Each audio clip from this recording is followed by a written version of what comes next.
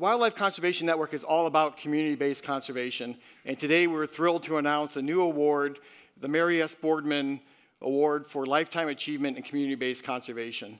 And Mary was a very dear friend of mine and of WCN and of the elephants, and when she passed away, she very generously left us a $2.8 million bequest that we've put into an endowment and now used to further her work and commitment. And so it's only fitting that this award be named for her.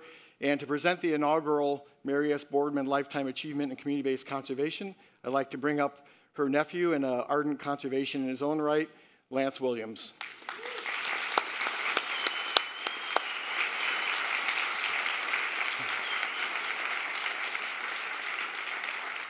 Good morning, everyone. Thank you.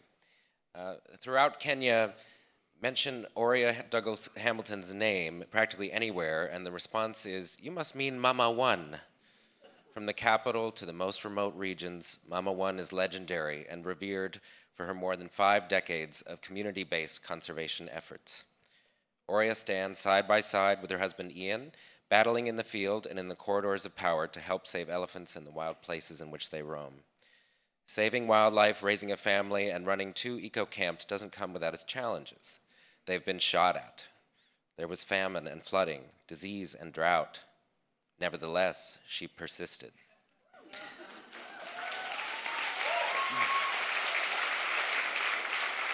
Wherever there was a gap, Aurilla worked to fill it. When commercial farming encroached on Lake Naivasha, she converted her family farm into a wildlife sanctuary and eco-lodge, a beautiful place where hippos are almost as spoiled as the house guests. Aurilla recognized that the future of conservation would become the responsibility of the local communities living closest to elephants, people like Bernard.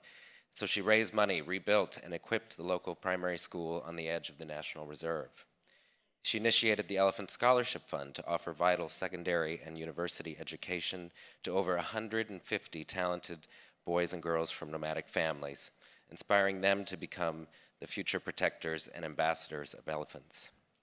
Women's health has also become an urgent mission. Aurilla founded the Rocco Dispensary and Clinic in Naivasha, where she educates hundreds of women laborers, empowering them to take control of their lives and their children. Can a movement have a mother?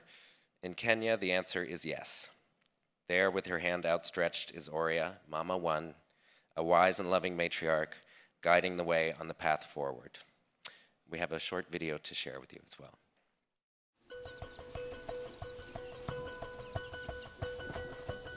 Hamjambo, Marizeno, education, population, conservation, environment go hand in hand, and they cannot work one without the other. 40,000 people, 40,000 live here, and this is the only clinic in this vicinity, and we try to offer really as good medical services as best as we possibly can. What else have you got? I've got to educate these women. I've got to start a women's movement. So right here on this farm, I started this women's movement of self-sufficiency, independent, self-pride, motivation, all that, and got them building up their self-confidence to do their own job. You said, I can't do it. And I said, yes, you can do it, Stella, just put your back into it. When we opened the research center in Samburu, I said to Ian, you do conservation, I'll try and do population and education, because together it'll work.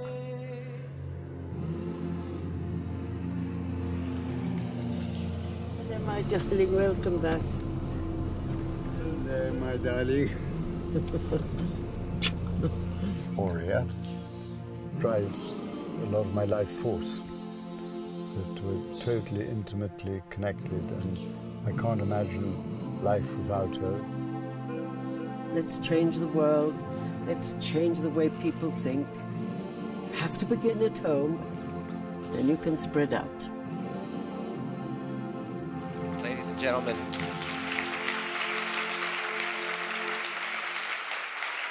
the inaugural recipient of the Mary Boardman Award, Aurilla Douglas Hamilton.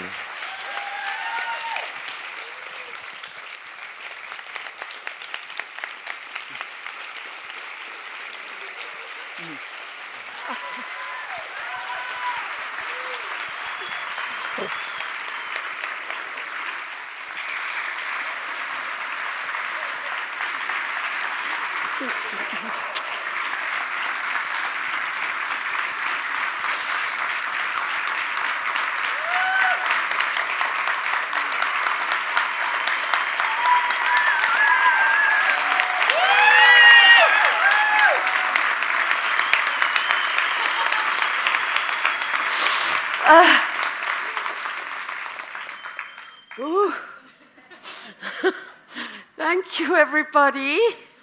Thank you. Thank you. I'm so honored to have this award. You know, I told Lance to bring me a shot of vodka, and he didn't do that. I have to have my vodka to get through this.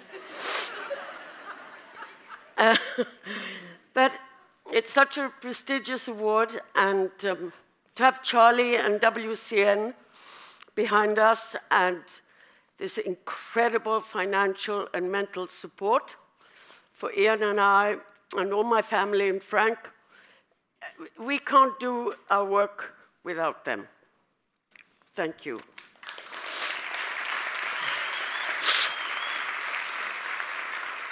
This is a very happy day for me and my family, and I'm really sorry not to have my two wonderful daughters here. I would so like you to meet them, because they come from here, from me, and from Ian, and they have developed, and I went to the redwood forest to get a bit of spiritual strength, and I realized that we were like a redwood tree, and from this tree would sprout a whole new generation. And it gives you hope that even if there's an old trunk like me, there is hope that this new generation will change things and change the world. Mary was the one who gave me so much encouragement and hope.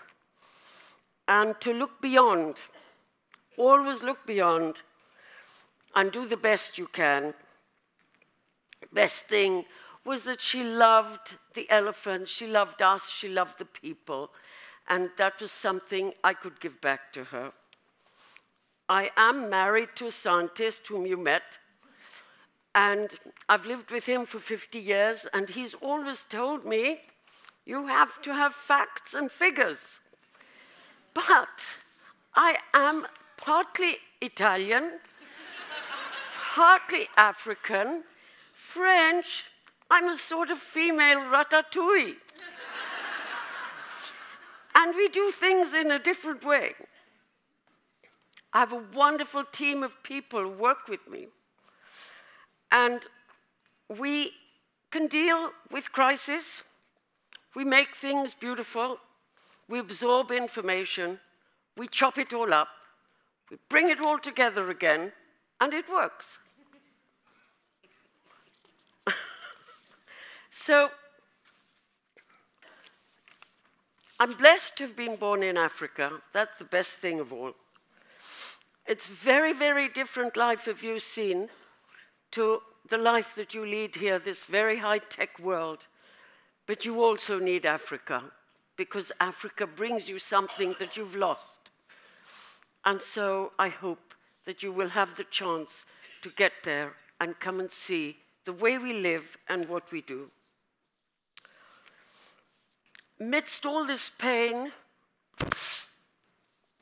that we experience from killings and this terrible drought that we've been through, and all the suffering of the people and the animals that we have to deal with every day, I look at how education and science can bring change, and how together we can find real solutions, and it's real solutions that we need, and if we think about it, we can get there. I love working with small circles of women, and we can put our minds together, and I watch this circle grow.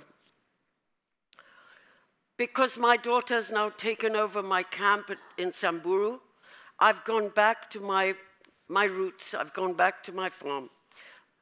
across on the other side of a great big mountain range, and I live there on my wildlife sanctuary.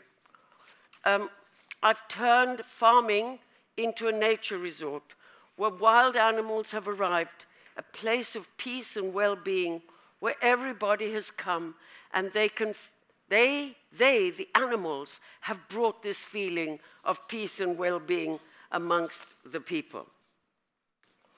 It's a wonderful experience that we've been able to do.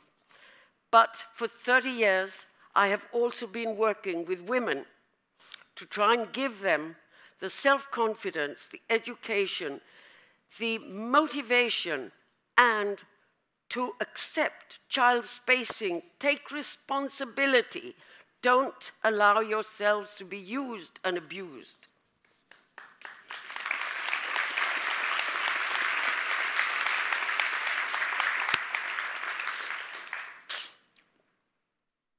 And it's had an amazing effect. Women that I work with now have 2 children. They can look after them. They work. And you know what? We have a lot of fun. We laugh, we work, we sing, we dance, and we always cook. Today, I'd like to use this award to give some mothers and their daughters a chance to grow, like my daughters, like myself. I will find the money to match this award, and I will find the money to match both of these amounts so that we can have, I can have a substantial amount of money to start with 10 girls and give them the training and the education, the self-confidence and the knowledge that they need to look beyond, like Mary told me, and grow and become the new generation of Kenya. And this is our hope, and we have this wonderful new generation with us in Kenya.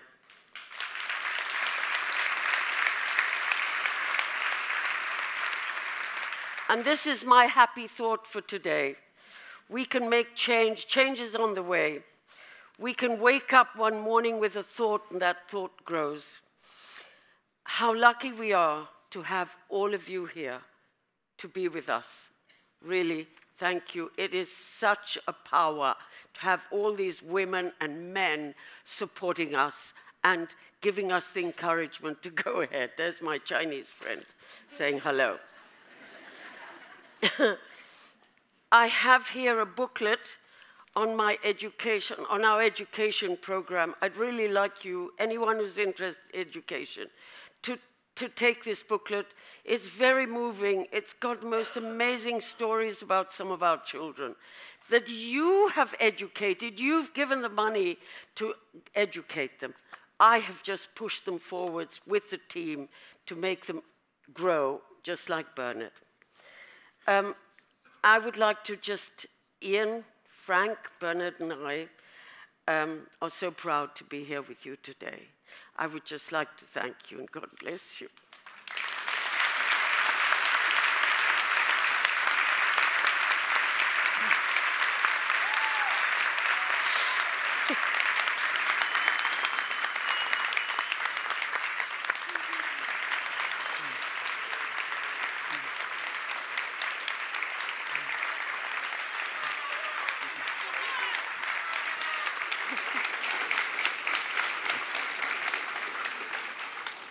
And if you could hold on for one more minute, let me try and go back to where I was originally.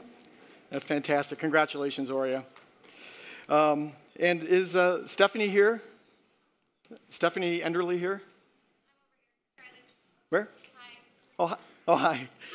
So, as I mentioned, usually Jane would speak at this event, but we had her come on Wednesday. And I got Thursday, we had a fantastic event. Thursday morning, I got an email, and it says, "Hello, my name is Stephanie Ansley." Sorry, I got your name wrong. "I'm a firefighter in Sonoma County, number 4315, Fort Ross, VFD. And as you know, we are experiencing catastrophic fires." I knew I couldn't get through this in our area. As a lifetime As a lifelong follower of Jane Goodall's work, I was excited to hear that she was speaking tonight. However, our department was engaged in fighting a fire on the coast yesterday. And upon returning to the station, I drove as fast as I could, the 2 hours to get to the theater. However, the traffic backup due to the evacuees, etc., I did not reach the Golden Gate Bridge until 7:20. Obviously, I missed seeing Jane speak, and obviously, I never planned on fighting a fire the night she was speaking. I'm wondering, don't cry, you'll make me cry. I was wondering if there was a recording of her talk last night, either video or audio was made, and I could see or hear it. I paid for my ticket, and I'd really appreciate the ability to hear her speak one way or the other. I would so appreciate it. Please let me know. This is a subject so close to my heart. Thank you in advance for all your help. Best, Stephanie Ansley. So, Stephanie, if you could come up here. And Jane.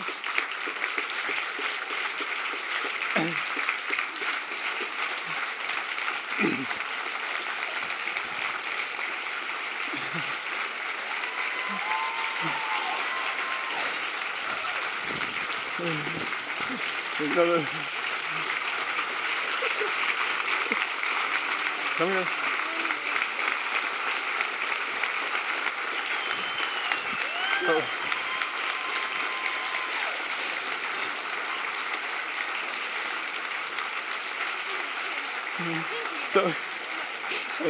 So on behalf of all of us, to you and all the first responders, we're so deeply appreciative of all your efforts, and we've arranged for you to spend a little time with Jane here, and we'd like to give you this book, which she'll sign to you. So thank you so much.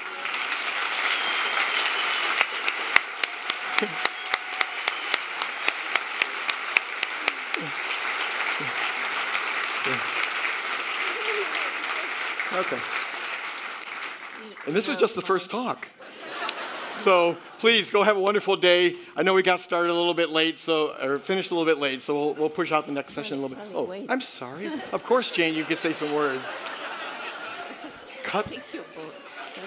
But first of all, I want to say, you know, for you and all the other amazing people fighting those fires, I know what it's like. We have wildfires in Tanzania too, and it's very frightening. And your fires are worse because this one is so huge. I think it's the biggest ever.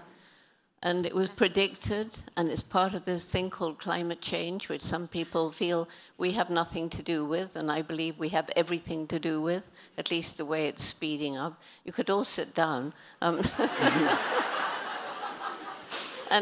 I just wanted to say that my grandmother, you know, she always used to weep whenever anything wonderful happened. And so I found this little quotation, and I always used to say it to her, "Excuse these tears, 'tis joy which bids them flow." It's so true.